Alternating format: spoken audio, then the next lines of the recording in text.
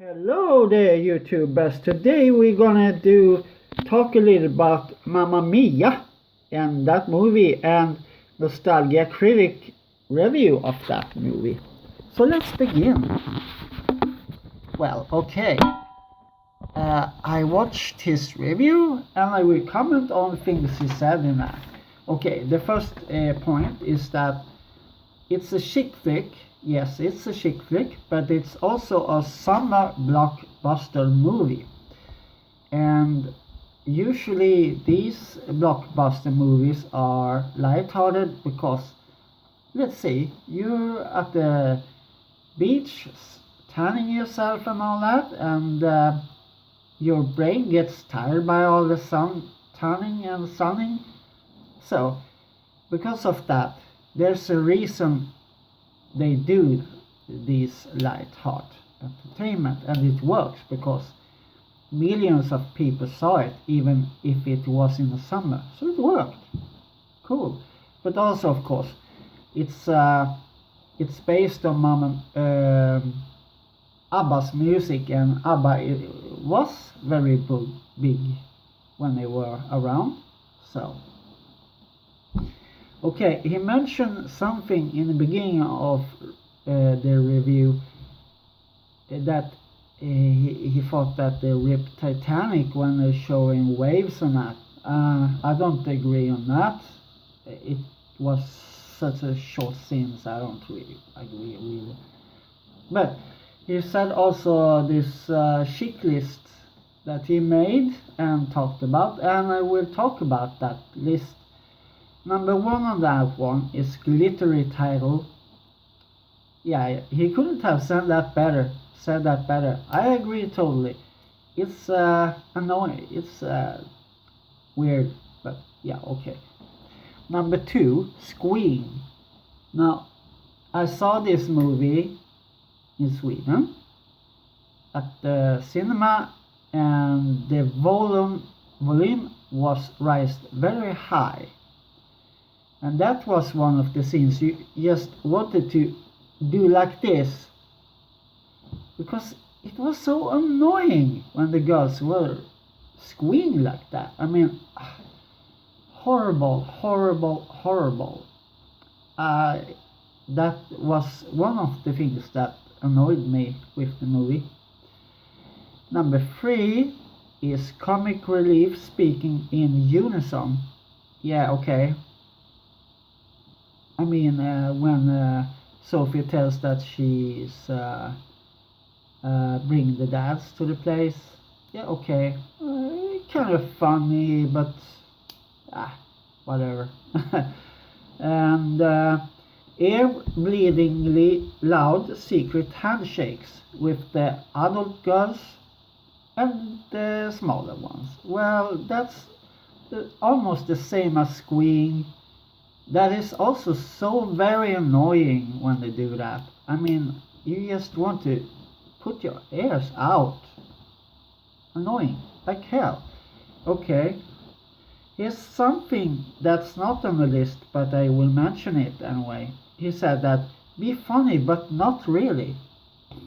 Well, in my opinion, it's kind of fun. But, like he said, they could have done something more with that scene when she meet her three boys, guys that she was sleeping with. They could have done something more than what they did. Okay, but it's still a funny scene. And I mean, when she is on the roof and staggering around, and the goat bleating. I mean, yeah, that's kind of fun. Chic list number 5, dress up clothes. This also falls into number 6, using inanimate objects as microphones, because it's in the same song.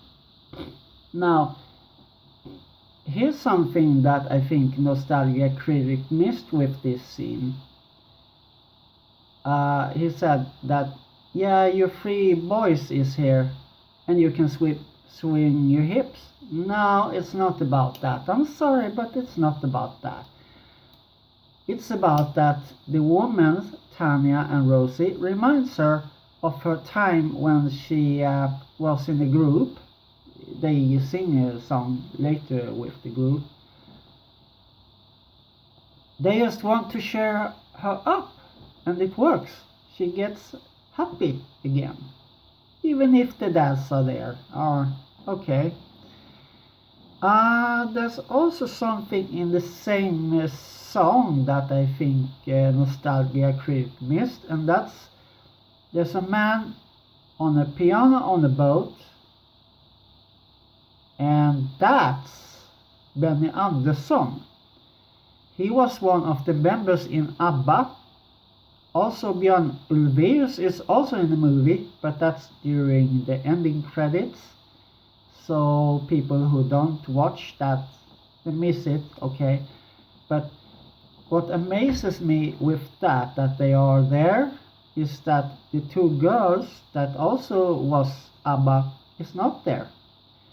Neither Agneta or Frida is in the movie. Why is that, I wonder? They should have been in the movie. They could also have a cameo up scene or something. But no, they aren't. That kind of disappoints me a little bit. But yeah, okay, maybe they didn't want to share the spotlight with the boys or something. I don't know. They could have thought about something there anyway. Okay, next song is Lay All Your Love on Me, and Nostalgia Critic says that it has nothing to do with the story, but I disagree, because it has to do that he thinks that he was jealous, that he wasn't jealous before, but he is now. So it's about that he makes Sophie makes him crazy. It's his girl. So it has to do something with the movie, that song. Even if it's not perfect, it's yeah, you have to think about it. And also the thing where the boys are leaping off the water with the swimming trunks, that looks a bit weird. I agree on that. It's really weird. Okay, so then we come to double up with Gimme Gimme and Voulez-Vous. Yeah, Super Trooper first, I mean, sorry. But Gimme Gimme and Voulez-Vous is when the boys are in the movie as well, when we see them. And here's something interesting also that came up later, but first we take this about. There's also a song that is called Does Your Mother Know You're Out? And that song that is one of the songs that doesn't have to do anything with the story, in my opinion, because it shows a man called Pepper, I checked it on Internet Movie Database, and Tanya. Now he says something that, let's continue where we stopped last night, and she said that I don't remember anything last night. So I have to rewind the movie a little bit and check if they were there, but I didn't saw them. They weren't featured in the picture. So whatever happened with these, they weren't there in the scene. What? Why? Okay. And there's also then Pierre Brosnan songs SOS, and he sings very bad. I'm sorry, Pierce Brosnan, but you suck on singing. I'm sorry, I don't sing very well either, but no, it's just no. He shouldn't have sung, okay, but yeah, right. By the way, one thing about the Pepper guy, he's a drink maker. You see him making drinks to the woman at some scenes. So maybe that was that he made a good drink to her or something. That he feels like, I owe you something because I make you a drink or whatever. Yeah. Okay, let's see. And then we have a scene where Sophie tells Guy that she invited the 3 dads, and he says that she's crazy doing that, but he also says something that I think Nostalgia Critic missed, because he says that he didn't want this married thing bring in on the people and that. Instead he wants to see the world. This came up a little later in the movie, so I won't talk about that right now, but let's keep in mind that he says that. Okay, and then there's 2 emotional songs. I get pretty emotional during these 2, and it's slipping through my fingers, and The Winner Takes It All. And Meryl Streep is awesome in these scenes. She sings very great. And even this, The Winner Takes It All, she did that on one take. The whole song on one take. I mean, come on, she should have got an Oscar for that performance, really. I mean, she's awesome. Okay, and then there's the wedding, and we come to Checklist again, interrupting a wedding, and also unrealistic ending as well. I can take that, okay. But, and then Sophie says, it doesn't matter who the dads are. She says that she wants to see the world and not get married. Now, like I said before, that was from the beginning Sky who said that. And she has had time thinking about this, what he actually say. And that's why I think she says that she agrees with him that, yeah, okay, let's not marry. Yeah, let's see the world instead. Okay. And I think Nostalgia Critic missed that as well, because he didn't mention it. But it should mention, because that is a bit character thing going on there. And unrealistic ending, like I said, that instead P.S. and Meryl Streep character got married, and it seemed a bit weird there. And then there's another song, and that's a Take a Chance on Me, where Bill says that he doesn't care about being married. He's a lone wolf. But then Tanya begins singing Take a Chance on Me because she want to be with him. She likes him a lot, it seems to be. And that has something also to do with the movie, so it's not worthless song either.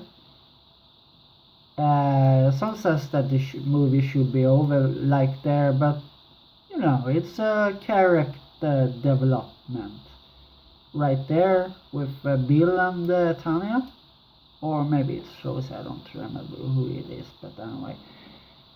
There's a scene there that takes me out of the movie a little bit, and it becomes a bit annoying, and that's in the end of Take a Chance on Me, where they jumping around on the ground, and it begins sprouting water everywhere, and Meryl Streep character Donna is like, it's Aphrodite. I mean, yeah, it's Greek, and Aphrodite was there, I guess, but still, that scene seems a bit awkward to me. Ladies maybe think it's a better scene, but to us men that feels a bit, no. And of course, then there's the ending with song Waterloo, and that's where Björn Ulvaeus is on a few minutes, seconds or something. Maybe many left the cinema at that point, but there were people cheering at the end of that song. In my cinema, at least. So well, that was my comment and review of Mamma Mia, and I hope you enjoy the video and all that. Please tell if you agree or disagree of my opinions on the movie and the scenes I mentioned that he might have forgotten or not talked about. So yeah, it was quite fun thinking about it and making the review of this. Okay, I didn't show any scenes, but it's because of copyright, so yeah, that's why. Okay, so I hope you enjoyed the video. Anyway.